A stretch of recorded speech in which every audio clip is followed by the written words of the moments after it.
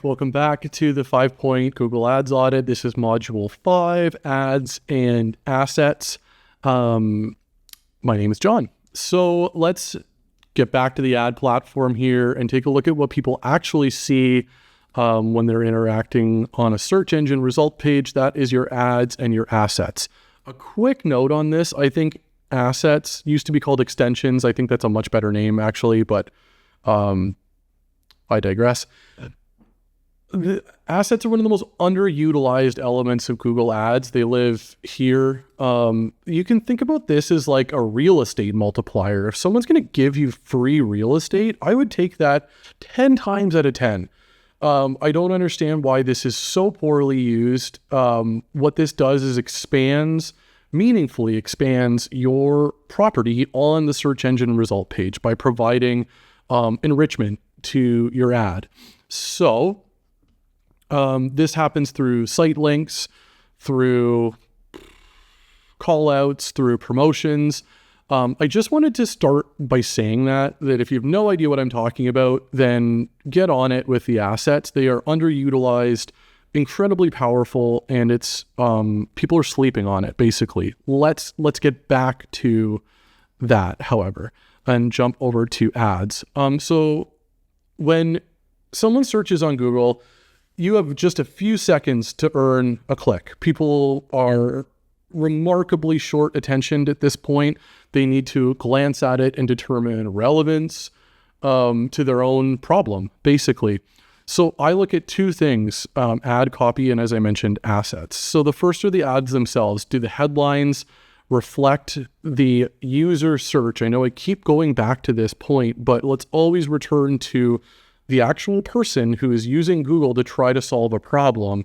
I want my ad bluntly to call out, I know who you are and I know what you're trying to do.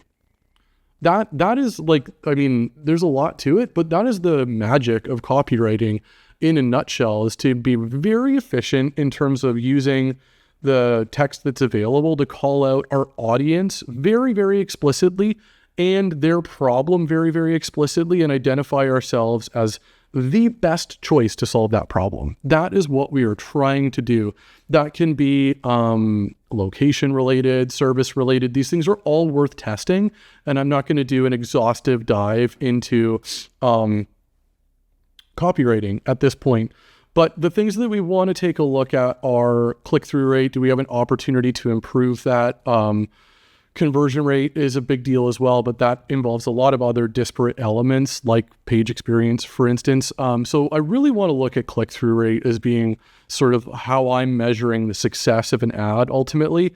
All you can do is compare to history, really. You can look at how you're benchmarking, how your business is benchmarking across other businesses, but you probably don't have that data.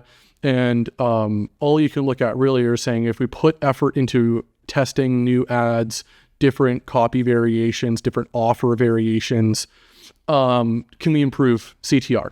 That's the main question here, is not what is it, but what can we do to improve it, and how frequently are we testing, iterating, and working to improve my click-through rate. This is huge in terms of influencing your overall cost of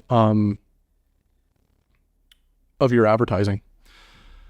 So then we're going to look at assets. As I mentioned, we're still within just a single ad group here.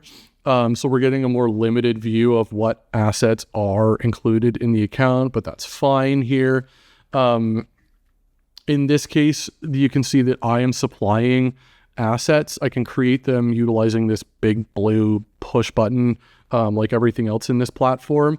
But what I want to look at also are, from a CTR perspective, if I'm remembering where I just was inside the ads, on average, I'm looking at a 16% CTR. I guess my first question with assets is, are they improving my CTR? The answer in this case is yes. That's good. It means I'm adding in all this enriched information. I want people to be accessing it such that it's going to be useful to people and improve engagement with my ads. And then same thing, I want to see conversion rate. Is there an improvement on conversion rate, or for that matter, cost per conversion? The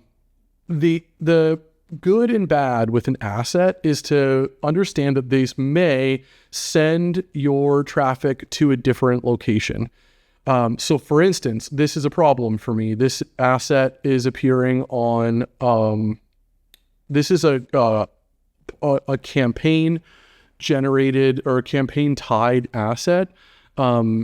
It's advertising hot stone massage, but it's displaying against the couples ad group. So I might want to refine this and say, if someone's advertising or searching rather for couples, I don't know that I want them to hit a landing page for hot stone massage. Now, knowing what I know about this business, they offer sub-disciplines of couples massage. So in this case, this is relevant, but I guess my question is, can we improve clarity with this? Can I use the details of the asset to make sure that people know what's going on here? Same thing with Thai massage, whatever else. Let's explode this and look at the all campaigns and see what's available here.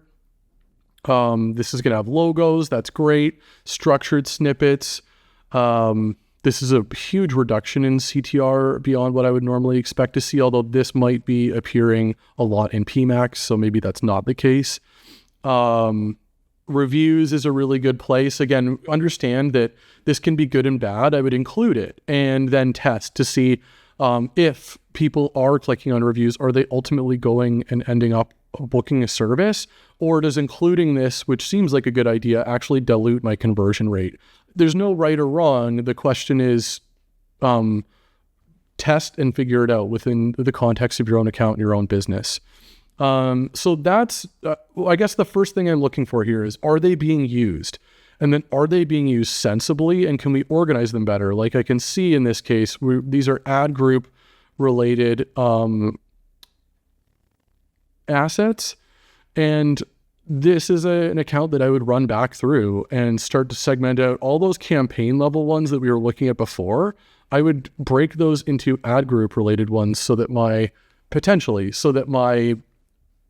hot stone massage asset isn't showing on a Thai massage related search or a couples related search. So this goes back to your information architecture. There's obviously some work that needs to be done inside this account. I can see that a lot of them have been added by Google AI.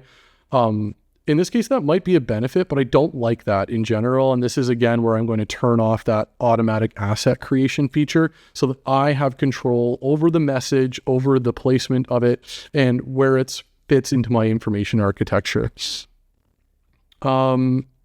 Yeah. So ultimately what I want to ask myself in all of this is, if I were a potential customer, would I click this ad? Do I think that the ad and the asset understands my purpose for being on Google? And does it clearly identify that this business knows how to solve my problem and are the logical choice for me to click on this to solve my problem? That's what we're trying to determine here.